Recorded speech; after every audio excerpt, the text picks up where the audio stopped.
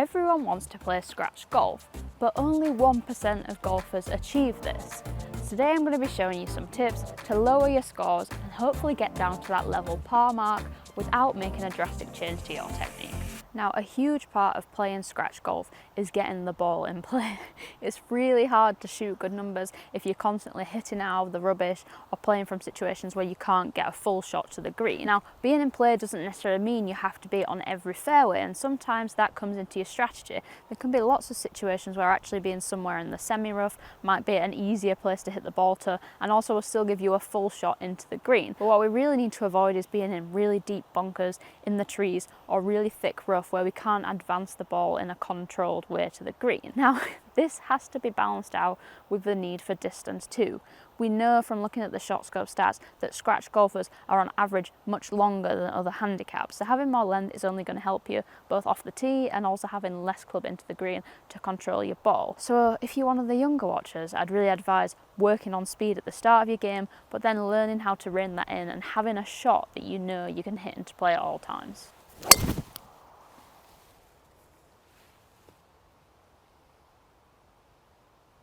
So a lot of golf is situational, which means when we don't quite go to our game plan or the ball doesn't quite go where we want it to, we kind of have to make adjustments and think, what is the best thing I can do from where I am now? On a podcast I listened to the other day, they put it as this way: don't let future you be annoyed with current you. So what can I do now to make sure me in the future isn't really annoyed at myself? I do that a lot. I quite like that. I was like, yeah, I need to remember that. So here we're on a par 4, and it would have been really nice to get up in 2, but I've hit it in the fairway bunker, and it is a long way to that pin, straight up the hill. I could try and take this on, but I could also hit the lip. I could end up back in here.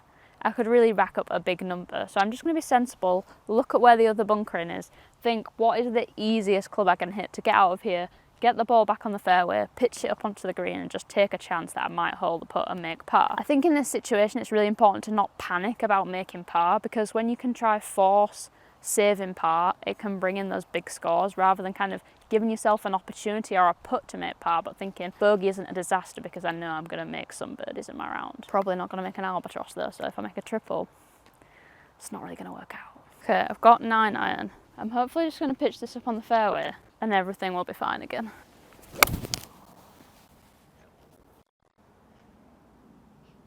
One area scratch golfers pick up loads of shots is in terms of 3-putt avoidance.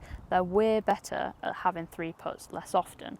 And a lot of that comes down to the mentality of not always trying to hold putts. I think sometimes the average golfer can get really aggressive when they have a chance for birdie, forgetting they've got a hole of 1 coming back for par. And sometimes if you get a situation like this, where we've got a long putt, it's quite downhill, it's also extremely left to right, the play is just to get this in the best place possible for my next putt. If we think like a worst case scenario, you're going to hit it low and really far past and end up over there. So can I just move my line a lot higher, let the ball take the break and leave myself like an easy tap in and just make the hole a lot easier? Typically amateur golfers will always under-read putts. So on a situation like this, it's probably best to read it and then just add 50% to the break and see where that gets you. And actually you might be surprised at how near the hole the ball ends up.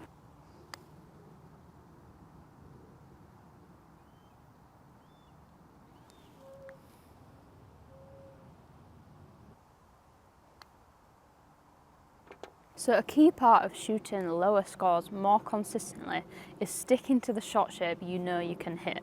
If we look at people like Scotty Scheffler, Dustin Johnson, they're sticking to one shot shape they know they can produce consistently and then kind of adjusting their course strategy to that. So on this hole here, we've got quite a severe dogleg left to right. If we go straight up the fairway, we're going to run out at like 210. So if we want to hit any further than that, we basically need to either cut the corner off or hit a fade. If you're someone who always hits a draw, and you never practice hitting a fade, it would be a really stupid idea. So try and hit a big fade up here, and it's probably not going to end well. So I think in situations like this, you have to be really confident in, this is my shot shape, I can't hit a fade. What I'm going to do here is go down to a 3-wood or a hybrid, hit it up the fairway, and then hit my next shot from there.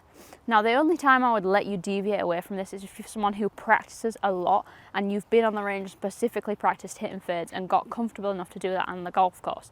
But even then, if the best players in the world are avoiding doing that at pretty much all costs, we probably shouldn't be actively trying to hit shots that go against our normal shot shape or that we haven't practiced a lot. Luckily for me, I hit it high enough to lob it over the trees, so I've also got a massively open face at the moment, so that'll help.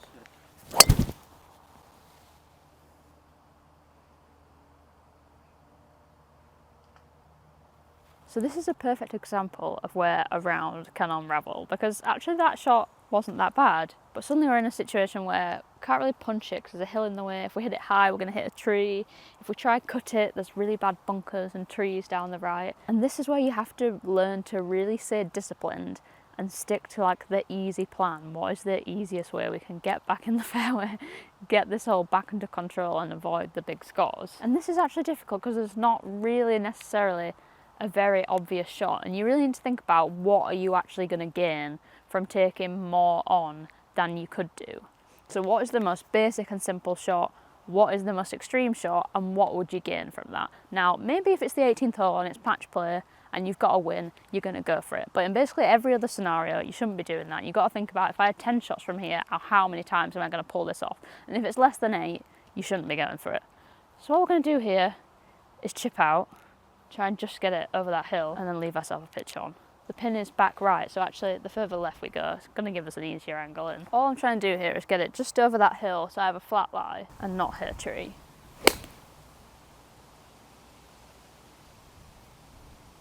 That was actually really good.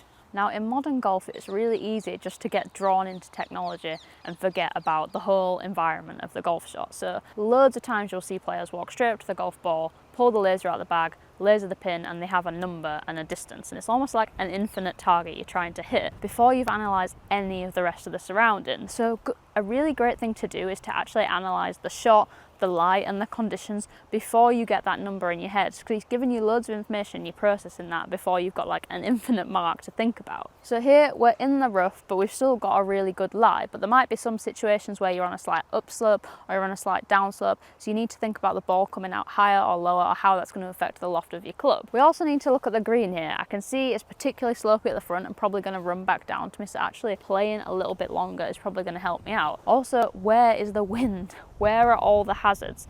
Everything is kind of blowing this way and blowing me short towards those bunkers and running me back down that slope. So I need to be thinking about adding a bit to that number that I'm about to get. So there, I've lasered 111. I know it's a bit into the wind, it's a bit off the right, I don't really want to be short. So I'm probably going to look at playing this more around like the 115 to 120 number, knowing there could be an element of misdrag there and everything's pulling me short on this hole. Now a lot of times in this situation I will move to a club that gives me more ball speed but hit it softer. So I know here what I'm trying to avoid doing is being short. So actually hitting full hour like my 115 club might not be the best idea.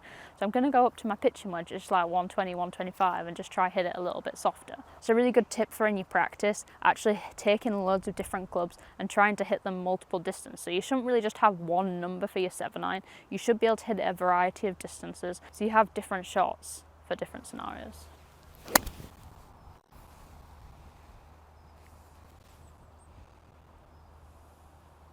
I mean, I pulled it, but it's perfectly pin high.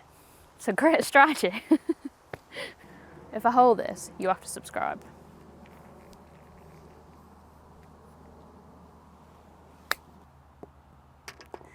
You know what to do. Now, once you've finished your round, it's really good to analyse your stats for the day, because we can all be critical about certain things, but actually it could be another part of your game causing the problems. Sometimes it's really easy to come off the golf course and think, oh, I putted really badly today, I had loads of 3 putts, but in reality, you were hitting loads of greens but hitting it miles from the pin. So actually, maybe you should have been 3-putting, and maybe you actually should be focusing on precision with your iron play and working on your proximity rather than necessarily putting. Now you can do this simply by making notes and a course planner, scorecard, notepad, or you can use apps such as ShotScope, which will track your stats for you. But it's really important to just keep notes of different aspects of your game, so when you go and practice, you're actually practicing the right things that's going to help you improve.